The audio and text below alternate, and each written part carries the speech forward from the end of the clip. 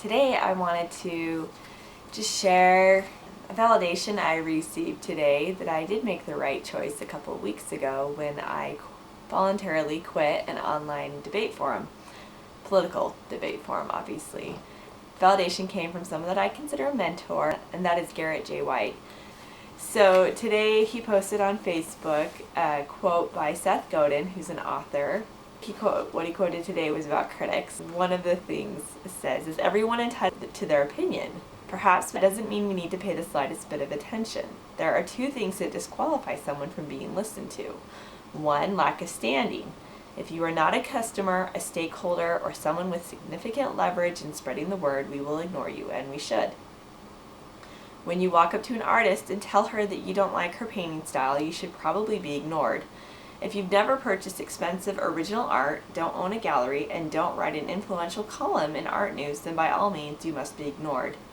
If you're working in accounts payable and you hate the company's new logo, the people who created it should and must ignore your opinion.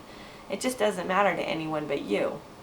I'm being deliberately harsh here for a reason. If we're going to do great work, it means that some people aren't going to like it. And if the people who don't like it don't have an impact on what happens to the work after it's complete, the only recourse of someone doing great work is to ignore their opinion.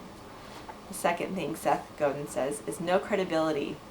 An opinion needs to be based on experience and expertise. I know that you don't like cilantro, but whether or not you like it is not extensible to the population at large. On the other hand, if you have a track record of matching the taste sensibility of my target market, then I very much want to hear what you think.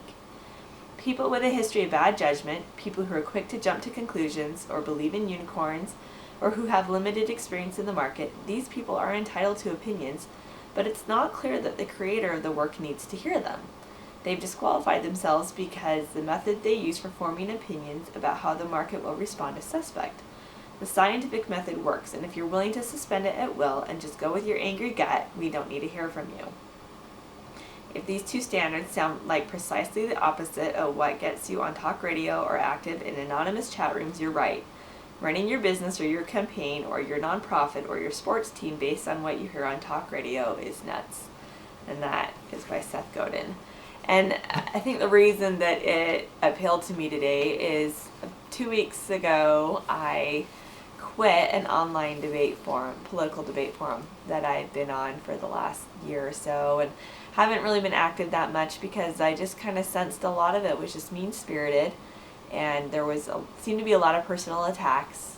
And I got involved in that a few years ago, 4 years ago, when my son was a baby. And it brought a lot of darkness. It consumed a lot of my time, and it was just a huge energy drain and time drain and distraction for me. And it wasn't edifying.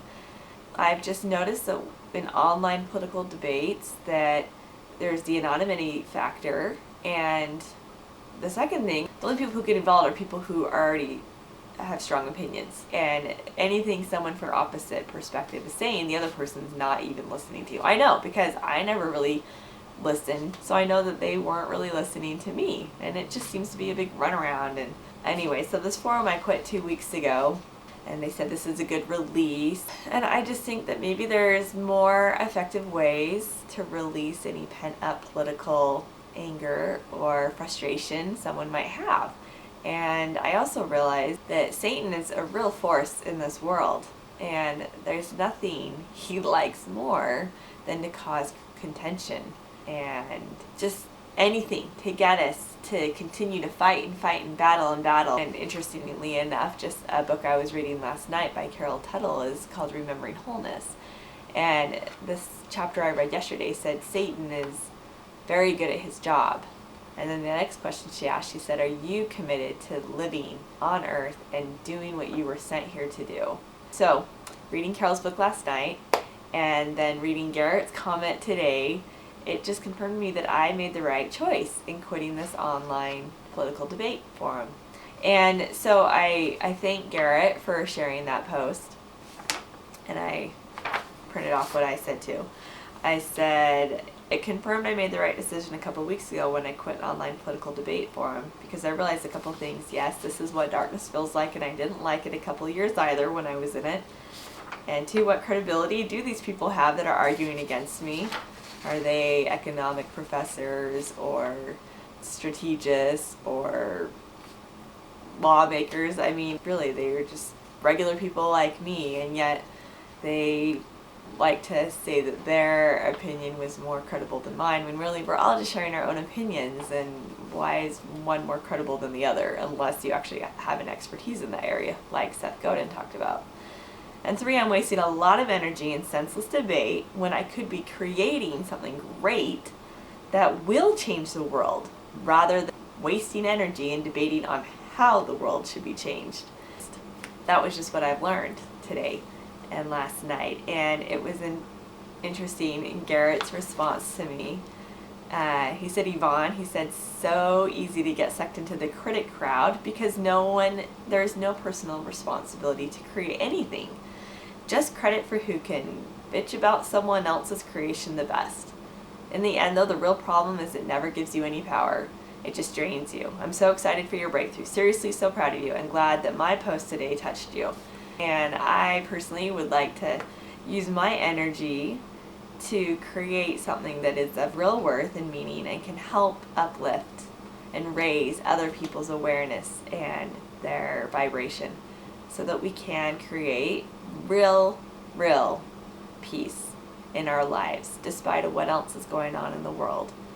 That each of us are personally responsible to creating our own peace in life, and it's not up to anyone else. So we best start controlling by eliminating the non-peaceful aspects of our lives. And if for you, the person watching this, if that includes political debates online that just keep going in cycles and running and not ever accomplishing anything, see if that really is the best vent for what you're feeling.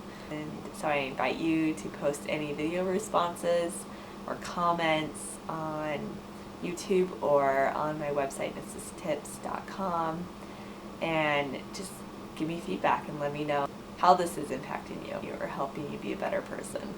Good night.